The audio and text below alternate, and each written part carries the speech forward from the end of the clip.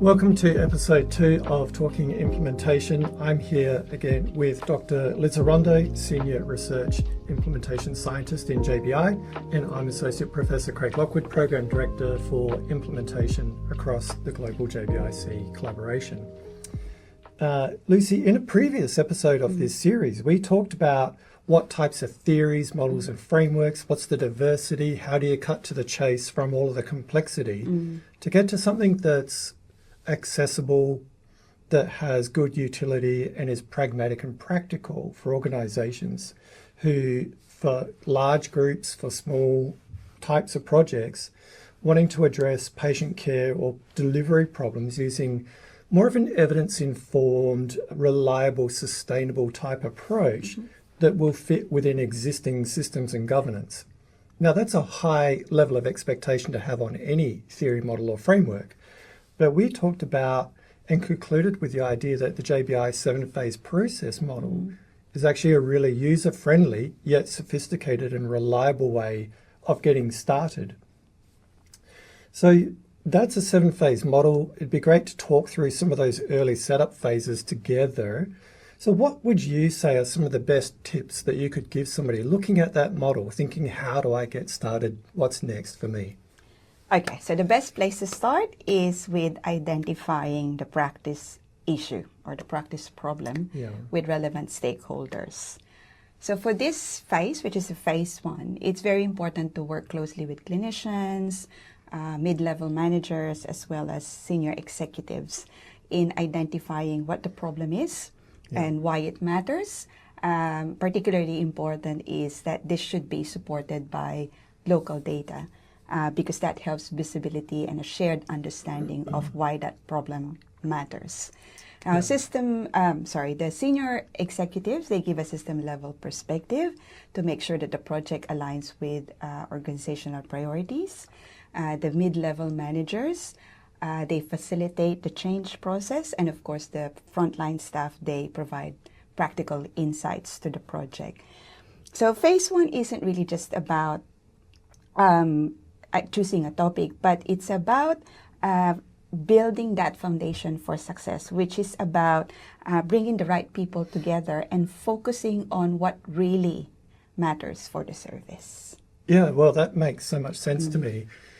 'Cause when I was working clinically, I could see lots of different things that it would have been good to fix using an evidence-based approach. But if I had done those without engaging with senior management, I might never have known what are the organisational priorities and needs and how much better it would be to be aligned with those rather than working on random small-scale separate things. So phase 1 is really critical in terms of who's involved and how they're involved in setting up confirmation of what is it we're actually going to deal with. But you also spoke a lot about having the right people at the table.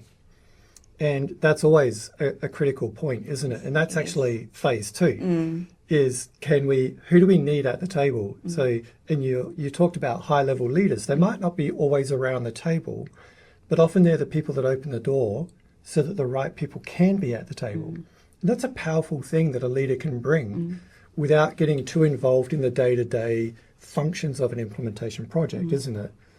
The other interesting thing here is using the JBI 7-phase process model, it's not all linear, is it? No. So you might set your topic at the start, but in phase 2, which is about getting the right people, that might change over the life of the project. I'm sure you've seen that as well as I have seen it at different times.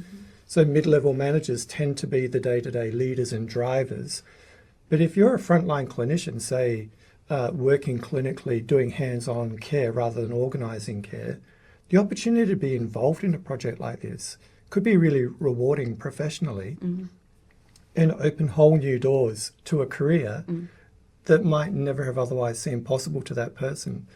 And I guess there's also the multidisciplinary perspective as well, isn't there? And it's really worth saying because when we're talking change or implementation, we're talking really, why do we do that? It's about improving patient care. And patients need care that is reflective of the whole of the healthcare team, not just minor components or parts of it, is there? So we want the right people at the table. We want an open door approach. with leaders who can facilitate movement of people into the team and maybe sometimes out of the team at the right time. And all of that is really good for capacity building of our own staff. So if I'm a senior manager, I want my organization doing implementation work like this because I know it's going to add value to my staff development and training opportunities as well. What about phase 3 and onwards? Well, phase 3 in particular, I suppose. Yeah. So the next one is about understanding the context. So even before you're initiating change, you have to make sure that the staff, the people, and the organization is ready for change. Yeah. And most organizations already do this well. So they have a good understanding of the system, they understand their people, they know the priorities. But the JBI model takes this a step further, and I've got a few tips, okay, that make great. this I love tips. make this phase really powerful. First one is about raising awareness about the issue that was identified. That's important because that would help others understand why something needs to be fixed, why change needs to happen, and why it really matters, not just for them, but for the entire organization.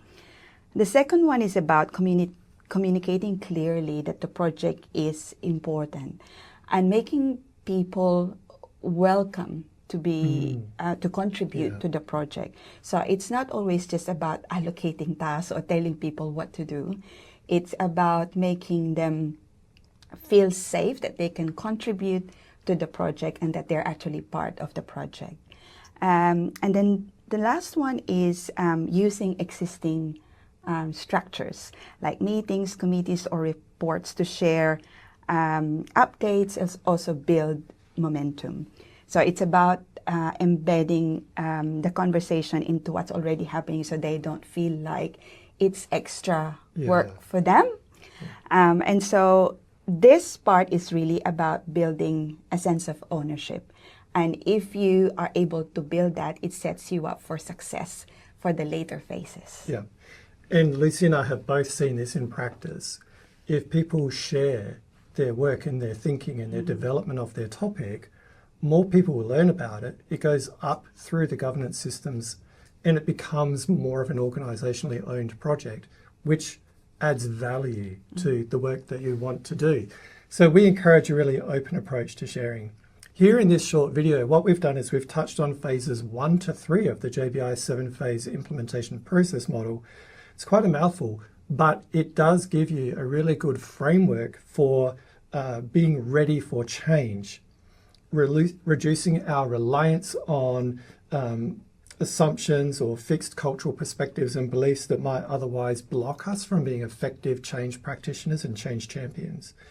So when we combine these planning phases to identify the problem, to pick who our key stakeholders are, and then to assess context and readiness for change, we can really take things to the next level in terms of being well organized right from the beginning with a successful project, rather than trying to jump too early into, for example, data collection or creating change itself. This is the formative foundational piece, isn't it? It is, yeah. Yeah.